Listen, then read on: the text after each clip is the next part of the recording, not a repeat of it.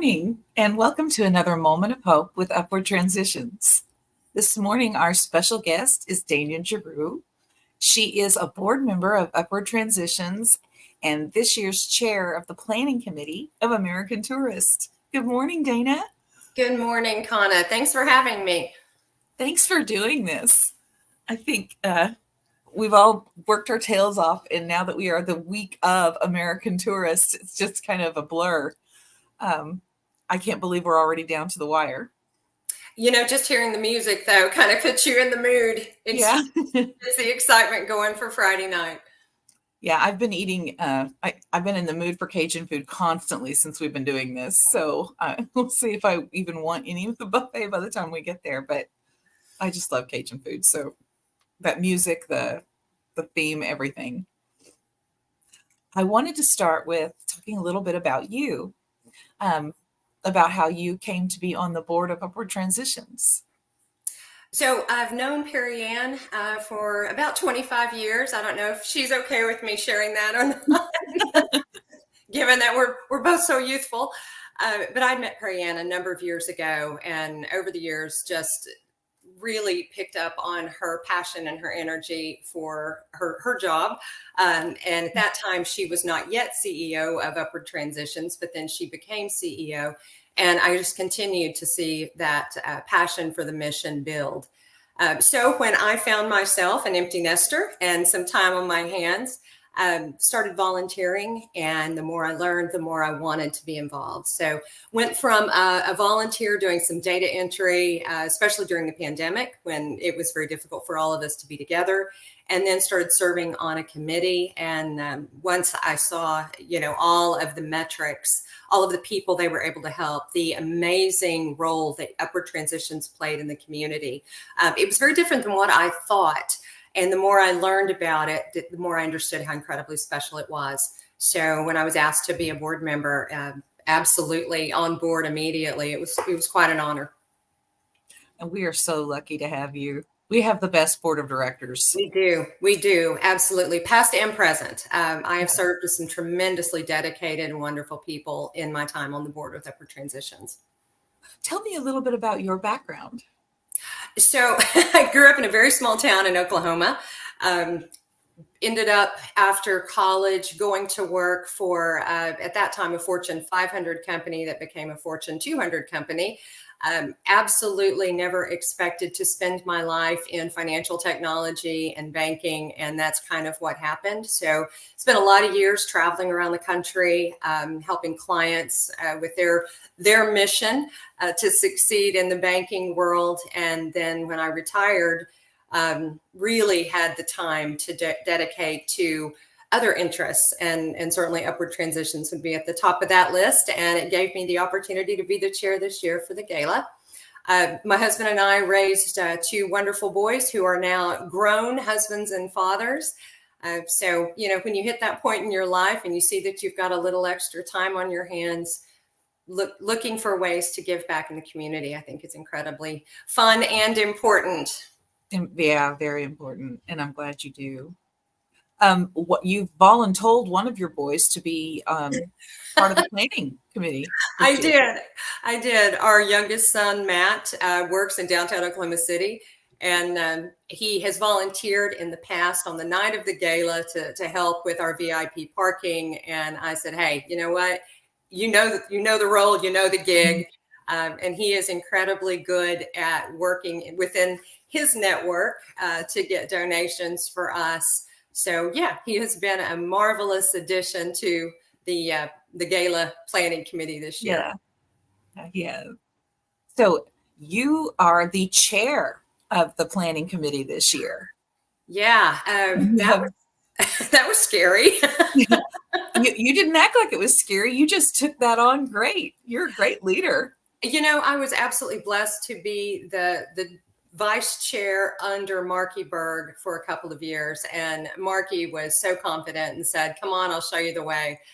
So serving with Marky for a couple of years really elevated my confidence in being able to, chair the meetings and make sure that I had a good understanding of what each committee's role would be during the gala.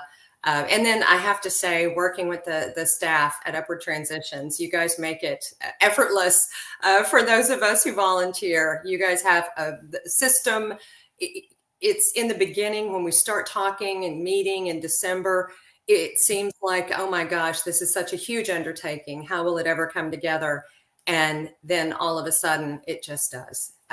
So between having an amazing group of volunteers and committee chairs, folks that come back year after year, I can't say enough about some of the folks that I've gotten to know over the years. Natalie Papa George is amazing.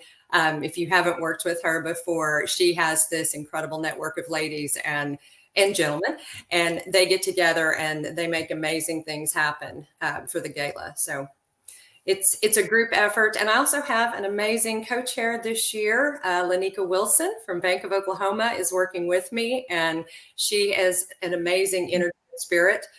So you just cannot be in a bad mood when you're around folks like that. Yeah. Lanika Wilson is also a board member of Upward Transitions. So she is. When I tell people we have a working board, we have a working board. You guys really get in there and work. This obviously this is my first year doing American Tourist and my first year with Upward Transitions, and I have to say, this has just been an amazing experience.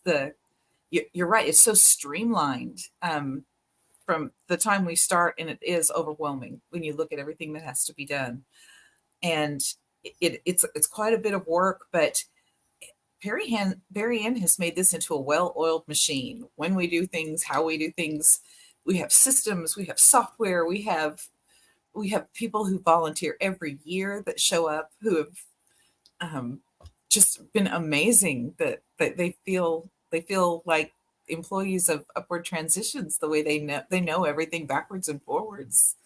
I think what you're seeing is a reflection in the energy, the spirit that kind of goes top down throughout the organization. When you're working with someone like Perry Ann and you see her dedication, it's easy to get, to kind of get in that rhythm and get involved. But also, I think we all really believe in what we're doing. We see the good that comes from what we're doing. And getting involved with the gala, I mean, at first it's incredibly intimidating, and I certainly was intimidated.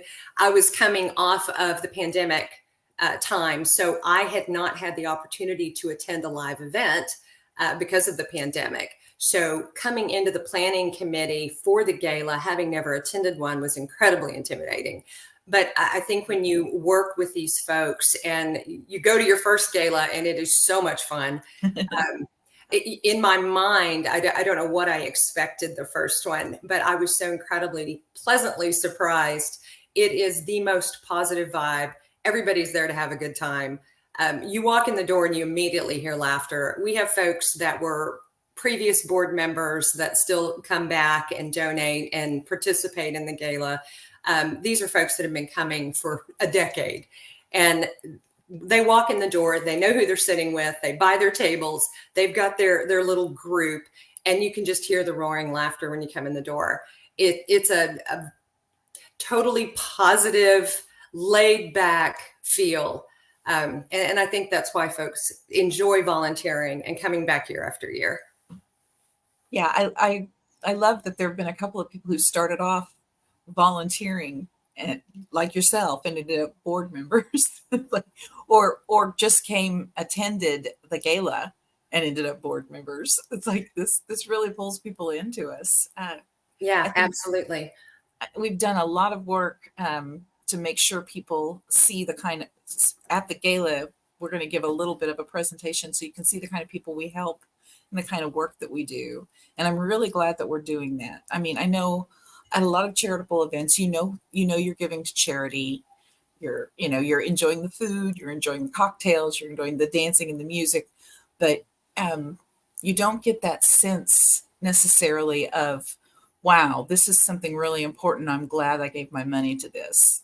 Right. And I think people will walk away with that feeling of, oh, wow, not only did I just have a great time, but I don't need to feel guilty about any of my indulgence here because, wow, this is so important. What the work Upward Transitions does is really important. I completely agree. I've had the privilege to meet a few of the clients in my time, both volunteering and then on the board of Upward Transitions. And when you see the difference in people's lives that one small act of kindness made, whether it was a single mother that had a really hard month because her car broke down and she needed to get to work, and she had trouble making the rent and making the car payment.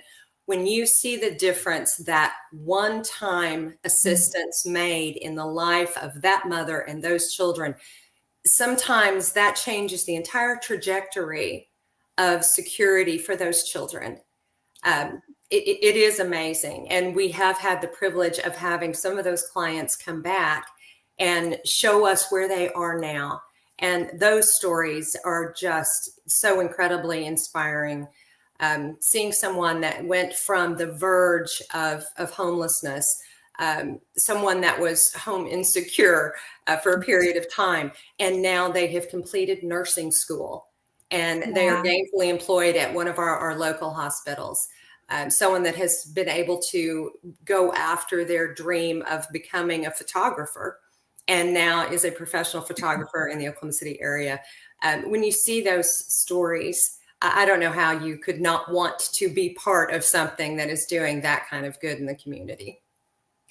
Yeah. Speaking of which, we we have an incredible one incredible client story that people are going to see on Friday, but we also have, which I was so surprised and pleased to find out, we sometimes have past clients on the planning committee, We do. participating, doing things with us.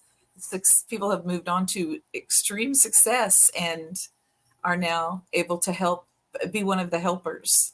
Um, And they're excited to no. be part of that Yes. because they know the difference that it made in their lives.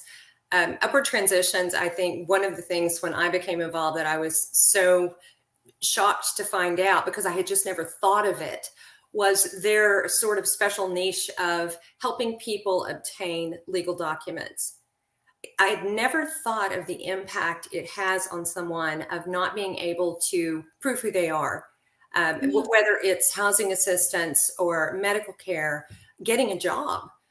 All of those things require legal documentation. And if you have lost that through difficult circumstances, through escaping a domestic violence situation, if you've lost those things, how incredibly important it is to regain that sense of self and be able to Yeah. prove who you are, to access those things. So for me, I think that was kind of my linchpin.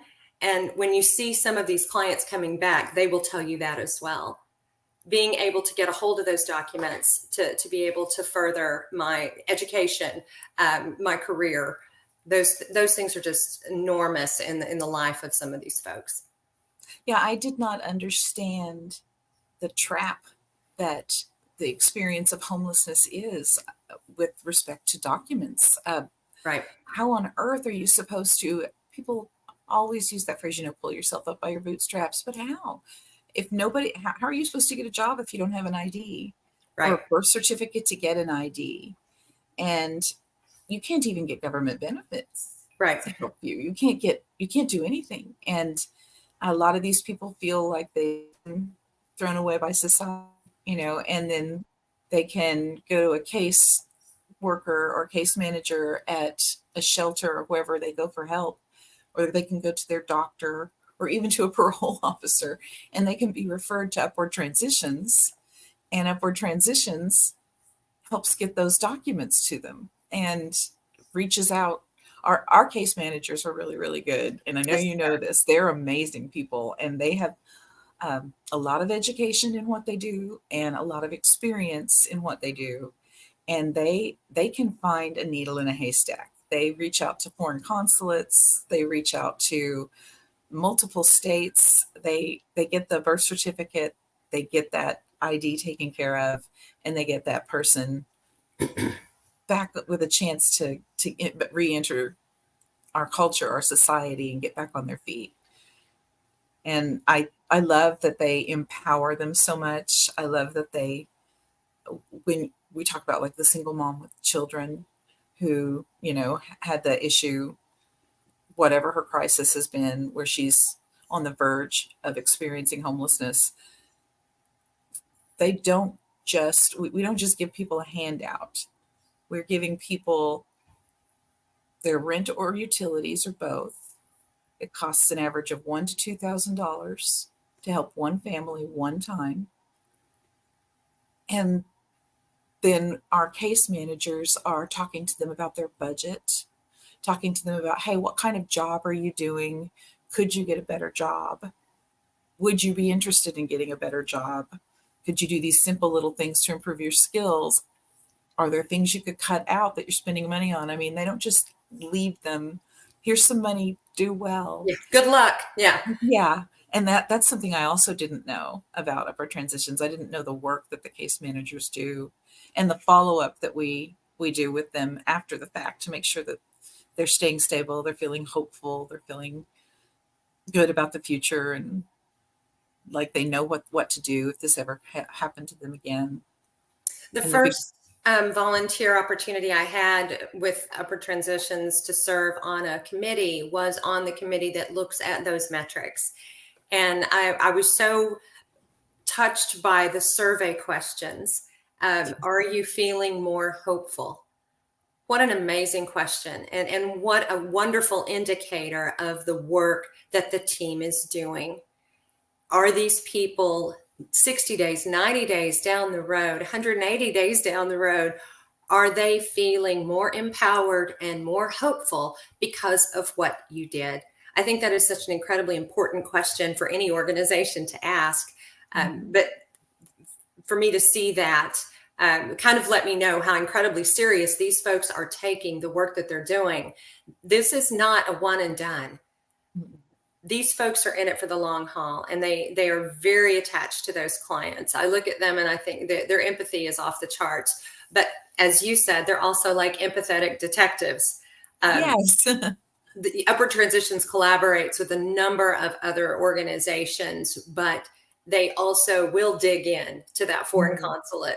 They will contact those other states to help find that birth certificate and help a client obtain whatever those documents are for them, for their children, and then check in and how are you doing? Yeah. I think that's so incredibly important. It's just a different feel than here's some help. Good luck. Yeah. We, I keep saying they, I feel like we don't see ourselves as a kind of I want to call it a assembly line. The visual I have of so many of these types of organizations, especially our government run organizations, have become very streamlined and very assembly line, but it's almost like their clients are products. Did we did what we were supposed to do, we checked things out, we sent them on their way next. And one of the things that really struck me when I first started working here was how many past clients come through the door just to say hi. Yeah. Come back for the Christmas party just to catch up. Yeah. And are involved in the organization, and do things to be part of the help here. And that really shook me. That really kind of changed how I look at a lot of things. I lost a lot of my cynicism working here. I'm just so proud to work here and so amazed at what the work that's been done here. And I absolutely agree. And I think that's proof positive that every dollar given is going to long-term good in Oklahoma City, in Oklahoma County. It is a ripple effect in the pond. So every dollar, I think our last, excuse me, I think our last audit, it was just over 86 cents of every dollar is going directly back into community programs. Yes. So those ripples on the pond are huge. The number of folks helped every year, you see the top numbers, but what you don't see are those folks you mentioned that get back on their feet, get past whatever crisis they had in their life, and then they become involved with upward transitions to give back to even more folks. Yeah. The big ripple, I think, is the reverse ripple. Like we said, we spend about $1,000 to $2,000 helping a family one time. If that family becomes homeless, if they lose their home, and we need to get them back on their feet, that what it's going to cost them and anyone who helps them to get back in a house is roughly $10,000. If they stay on the street, if they stay in homelessness, they cost the city $20,000 a year per person. So it's a little bitty thing we put in, a little bitty investment into someone's life who doesn't have a support network like most of us have to help us through tough times. Because what people go through to get to this, all of us go through. All of us can encounter a health crisis, a lost job, a car breaking down, the death of a family member. All of us are always at risk of losing our income or having a big dent in our income.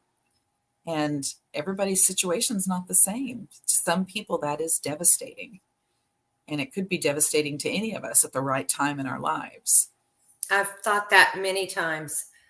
You really don't realize how fortunate you are to have a safety net Oh, until you see someone who is completely alone in the world yeah. for a number of reasons. Um, and there is no safety net. And you think about what would I have done at 20 or 21, as a young person, had I been a single mother without a family to lean on, what would I have done Mhm. as a young person with a job loss? Um, we really do take for granted, those of us that have been fortunate enough to have that safety net, that community of family around us when we needed them. We really do take that for granted. And when you see someone that has made their way in the world against all odds, in some cases, whether they grew up in the foster system and aged out and then had to find their own way, went through a traumatic experience in their lives, whatever that was that brought them to that place, you really do see how critical it is that we have these resources to get those folks kind of over that place, over that difficult hill that they are trying to climb, so that they can go on their way with hope and empowerment and dignity, which I also think is incredibly I do important. too. Yes, yes, I have to agree with that. Well, I want to make sure we talk a little bit about Friday before we have to Absolutely. go. I'm kind of spastic about Friday. I love our theme. I love New Orleans. I love the food. I love the music, and I love that we have Justin Eccles. I love that Yes, we have Justin Eccles is amazing. And I think having him perform is really going to help set the whole mood and tone for the night. It should be an amazing event all the way around. The food will be fantastic. We have obviously Cajun food for the buffet, but we are blessed to have Francis Tuttle Culinary School as a partner. And yes. every year they are so incredible to come up with desserts that fit the theme of the evening. And then they provide those desserts to upward transitions at no cost. So their generosity every year is so appreciated. And this year, they have come up with some amazing desserts. I understand we will have bananas Foster and a king cake bread pudding, just to name a couple of the desserts that they're Yes. planning for us this year. Yeah, this is going to be fun. The food sounds so. Have you ever eaten at Social Deck? I have They're not. they're No, doing the catering. They're amazing, and Hideaway Pizza's doing the salads. yes, Hideaway has been a partner for so many years, and Yeah. they donate incredible salads for the event. They also donate gift cards for us. And they help us during the year with our wait night. When we work, Yes. we have volunteers work tables at Hideaway for tips for upward transition. So Hideaway's been an incredible partner for a long time. Yeah. And we have Cannon and Associates supplying our drinks for us, which I Yes. think is very, very nice of them. And I want to make sure, pull up my list here. I want to make sure I mention all of our sponsors today, because this will be my last chance before the event to thank them on live stream. But Hattie and Trip Bryant and Love's Travel Stops and Country Stores are our St. Charles Avenue sponsors. We have a good number of Esplanade Avenue sponsors. They are Bank of Oklahoma, Cannon and Associates, Chicago Title of Oklahoma, Claims Management Resources, Debbie and Mike Hampton, Home Creations, Hugh Fudge, Randy Fudge, OG&E, Ogletree Deacons, Scott Love and Larry Castle, Joe Norton, Stan Tech, the Chickasaw Nation, Timothy Dowd, and Wade and Rebecca Brawley. And our Tulane Avenue sponsors are Bank First, First United Bank, Lopez Dorada, McAfee and Taft, the Oklahoma City Thunder, and Pat Rooney and First National Bank of Oklahoma. So very special thanks to all of our sponsors, all of our very generous supporters, some of which have been supporters in multiple ways for a long, long, long time and deserve so much thanks for all that they do for Upward Transitions and for the mission. And some of those names are folks that will be at the event on Friday night. And I can tell you they are wonderful people. And talk about setting the tone. These are folks that walk in with a smile in their heart, on their face, ready to have a good time. Yeah, that's one of the things I'm really excited for. I've talked to some friends and family members to come check out the event, got their tickets, and I'm so excited for them to walk in to the second line band marching around playing, and members of the board of directors there greeting people as they come through the door, and just the whole atmosphere. I love the Farmers Public Market down there. That is such a beautiful building, such a great venue. I think it's just going to be so much fun to share with people. I think the venue alone kind of helps set the vibe for the night.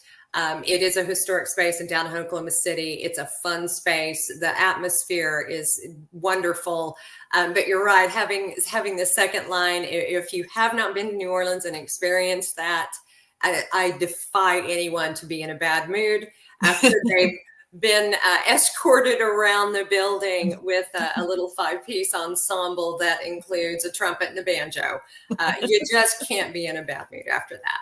Yeah, I think this is just going to be a whole lot of fun. And I'm excited. This is, again, this is my first time. So the anticipation's really getting to me, and there's still, quite a bit of work to do, but we're down to the wire. This is the week. This is it. Here we go.